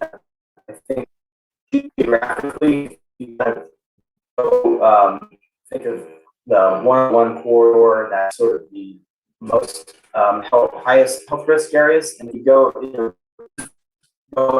from both sides on the east and west. The further you go from the 101 corridor, the health risks seem to be less compounded. So certainly we don't have, certain communities in the East Bay with oil refineries or high polluting industries, which are a bit for sure. A lot of those health risks, I think, are around or certain streets like Dow or Washington have a lot of gas stations or traffic. The further you go, east towards Eli and further east or west, of course, down past the hills, those health risks are less. And that the maps generally showed that, it looked like. So essentially, it sounds like from what you're saying that the maps met with your general sense of your understanding. Yeah, I'd say so. Yeah. Kelly, do you still have a hand up? Okay. Are there other who was? I heard someone say something. Are there other health issues in the community that were included in any of the topics that we looked at? And it could be more community health overall. It doesn't necessarily have to be environmental justice, but sort of thinking more broad. I would say the list and the categories that you guys utilized for this analysis was pretty thorough. So it's kind of hard to come up with one. Good. Yeah, I was gonna say, I was looking, through, and I guess I think it was, what was the number of the blog? I think it was 15. Let me see if I can find. Oh yeah, 1507.0. So in method 3B, that's the consolidated results. Is that correct? Am I interpreting this right? Let's see. Method 3B uses the social vulnerability and all of the income, and then looks at that compared to this list here on screen of different indicators. I see. Well, the aerial map that you have right there is the. Wait, yeah. This one? Yeah, that one. I was gonna say the 1507.0. Oh, sorry. 15.07.01 is right below 1509.01. Yeah, I guess when looking through your guys' kind of different methods, it seemed to pop up kind of frequently in the high percentages of risk. So I was kind of surprised not to see that as, or a portion of marked as maybe a risk. And I'm not sure why. Well, yes. So that's Roberta. You're bringing up a really good point, which is thinking about this as environmental justice analysis, which looks at income and social vulnerability, compared to looking at this as probably where are the health risks, and what you're pointing out, and I noticed that as well, which is that the 1507.01.01, that area actually, I believe, sort of in terms of the in the indicators in terms of the negative health outcomes overall, because it's not low income and doesn't have a low or high, not low income or high social vulnerability, it didn't make it into the community aspect, doesn't mean there's not health risks there. That's the other thing, which is there are areas of the city that have health challenges, but are not low income or high social vulnerability. And we want to look at that in the process as well. And so I think what you're pointing out is an important point. Yeah, I think you summarized my thought better than I could. So yeah, that's essentially what you said, kind of what I was saying in the results. So yeah. So it's got me. So when hearing it, that has some kind of multiple criteria, and I just want to, I guess, qualify. Yeah, let me see if I can explain. And again, I want to clarify. There's really two things that we should think about, and we're only thinking about really focusing on one of those things right now. So, what state health tells us that we look at areas that are low income and combine them with an environmental justice or health issue, and if both of those, you're what's known as a disadvantaged community. And so we expanded that to look at social vulnerability and expanded the range of indicators. And that's really what the analysis showed. When looking at those individual indicators, it also shows that there are areas of the community that have health challenges, even if they're not low income. and we need to look at those. And so I think what I'm saying is that the analysis is focusing on one part of it, but the data tells us a lot more. And we have to look at that data as well. And so the 1507.01 really is an indication of that as well. And 150601, before the social vulnerability, that there's some issues in the area. And then you go back through and look at, okay, this area is disadvantaged community, and then more where health issues. Yeah, I guess just kind of also back to Matt's earlier point about everything along 101 DAC. So yeah, and then I just have one question in general. Were a lot of these metrics kind of weighed 101? Like for instance, when you look at water contamination and stuff like that, when compared to, I guess, I don't know, income or health risk, where they would equally, I would say, maybe access to clean water or areas where there might be water contamination, maybe higher than something else. This does not look at whether one is weighted higher than another, whether one produces greater health, negative health outcomes. So everything is weighted this in the process. Mary, you can have again? Do. So what, I can't remember who was just speaking. I'm sorry, I forgot his name. Yeah, that's what I thought, Roberto. I was thinking about contaminated soils, if that comes into play in this analysis. And so that's a question. I wanted to just come back to some of the early public comment and take note of how we kind of separate out humans from as in not look holistically at what's health, what does environmental health mean, and I think what was presented by Relief Petaluma and this idea of planting thousands of trees and increasing the canopy, and these kinds of comments really speak to what I feel is holistic, comprehensive, systemic health of a community. And I know that this is about combined with environmental health issues. But I just find it interesting that it has to be put into a slot and singled out, and rather than looking at this comprehensively. Mary, I completely agree, and I bet there's a lot of folks on the committee who challenge that we have is working on this. Well, first it's state regulation, but the second is actually look at this in pieces that are right size, so that we see them, so that we can understand them and talk about them.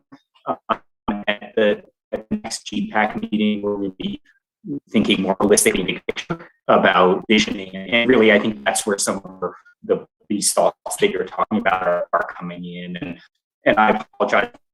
Some of this I know feel like it's a little bit out of order, but because equity in disadvantaged communities are something that we heard in listening sessions are really core to what the community wants to address in the general plan. And I think there's other topics. Actually, the two are really health equity, environmental justice, as one, and then sustainability and natural environment as the other. And those are really the two major themes that can all and your point, and how we combine all of that together. So I think you're right on that, and echoing conversations. Thank you. That we've had. So we'll get to that. I think you can keep reminding us of that. General plan can be challenging, trying to address everything else with this. I build off on what Mary put. Please. I think think on I think it's number 4 right there. I think it'd be something to kind of build off on is just because some of these results didn't contribute to a region to be categorized as a DAC that we should ignore it. I think it'd be helpful that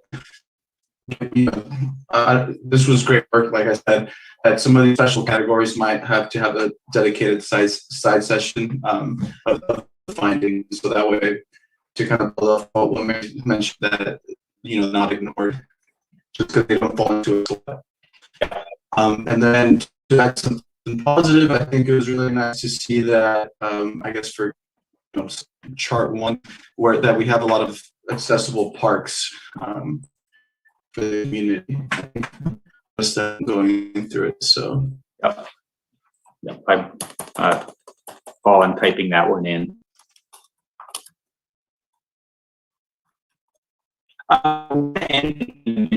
Is there any one of you who wants to give a summary, a 2-minute summary of what we talked about?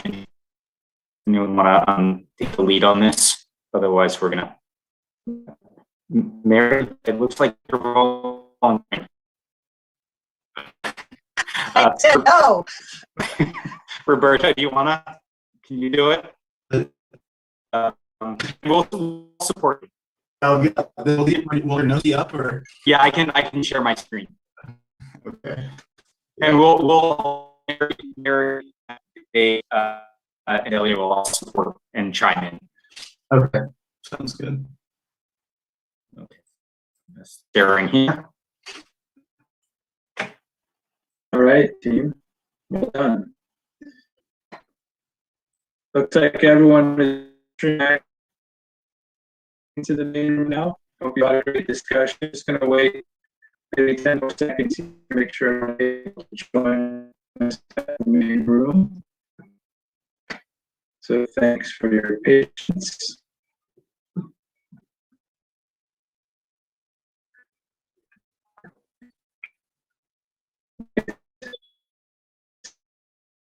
Like everyone in your main room now. Let's see, I still see a few folks outstanding. Eric, do you see almost everyone back now, or do you still see folks in the small groups? The rooms have closed, so I think we all should be here.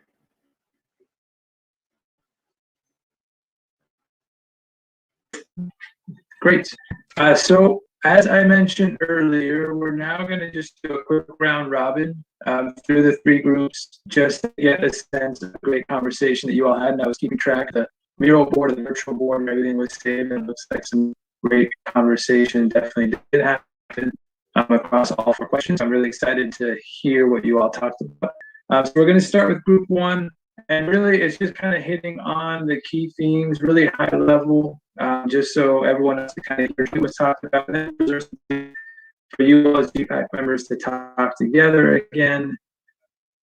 And Christina will check in about doing public comment before we go to kind of next steps and wrapping up the meeting. So with that, Matt, I'm going to turn it over to you to either speak to that or designate someone from your team. I voluntold Roberto. You want me to put the screen up? Yeah, if you don't mind. And, I was going to say I could share for everyone, but that works too. You might share for everyone. If you like. Go ahead, Roberto. Yeah, so very high level, some of the things for that, it was, I guess, the positive things that in Petaluma overall, the income was above average. California, it's nice to see that we had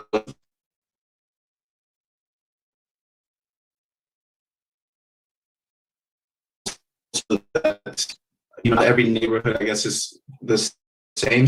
So there's kind of as to kind of be able to differentiate between the future weaknesses. Let's see, what are we right here?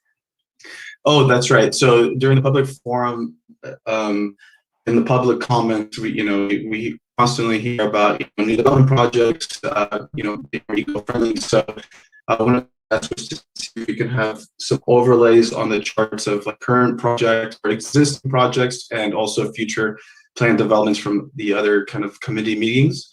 And number 3, geographical areas. The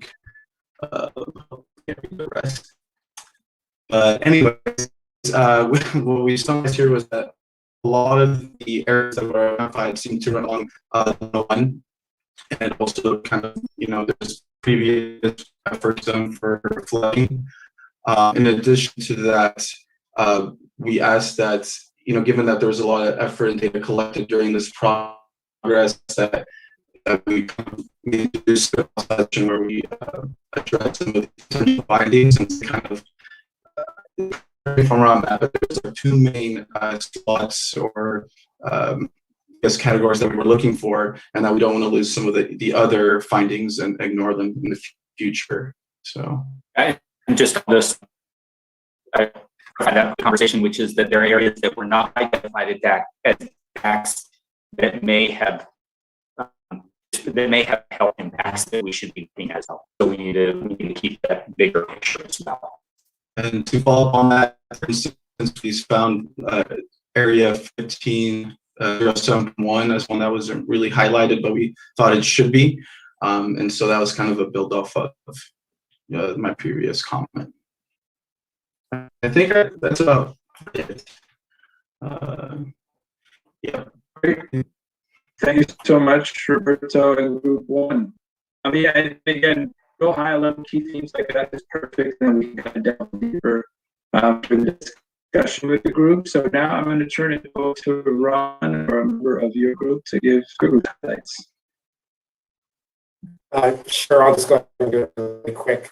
In terms of strengths, abundant health and social services, partially a function of the robust community-based organization system in Petaluma. COPS being kind of a commonly mentioned example. Lots of access to food, healthy food, both through grocery stores and farmers markets. Lots of opportunity for activity, including active transportation, and then lots of access also to and industries in the city. In contrast, there are pockets not that is true, and we'll get to that more in a minute when we talk about geographic areas.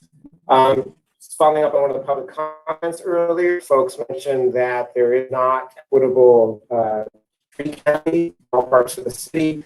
And then a big issue raised was challenges with transportation, particularly for walking and biking, particularly related to Traversing 101. And then also partially a function of some areas where there are abundance of trees, there are sidewalks not easy to navigate for everybody, and creating some challenging transportation issues. In terms of geography, like the first group will note, it's going to be important to hone in on certain areas beyond just the census tract or even block. Well, we have an abundant insight and data here for those areas. Plus, we had John Stribbs in our group who happened to have done a lot of analysis at a very localized role in support grant applications he's written. So we'll get a copy of his work and use that to support our analysis as well. Excellent. Thank you so much, Ron. And last but not least, we're going to turn it over to Juan's group. I noticed that Christina was showing off her Miro skills with a bunch of fun sticky notes. Juan, do you want to share your screen to that? Or I'm happy to share if that's easier. Oh, looks like you got it. Right, there you go. Yes, Christina and me are very visual. Big kudos to her and big kudos to members in three. In terms of strengths, there's a lot of similarities to prior groups, parks, the access to the outdoors, walkability, and certain parts of the city. The theme was Petaluma's strong social infrastructure, and for example, the Petaluma Health Center, the Petaluma Family Resource Center, the Latino Services providers, the youth mission in general. Doesn't provide one another. That was a big strength. In terms of weaknesses, A few of the big themes were auto dependence within the city and just it being generally unsafe for pedestrians and bicyclists. The health of the waterways was a big agreement in our group in terms of weakness and the need to improve the dissemination of information to non-English speakers, particularly Spanish speakers in Petaluma. And a few other points of weaknesses in terms of the data was that a lot of the identified evidence communities of Highway 1 and the tree canopy along Highway 101 was cut down a few years ago. In terms of geographic areas that have unique health risks, a lot of the details on the river is to sea level rise. There was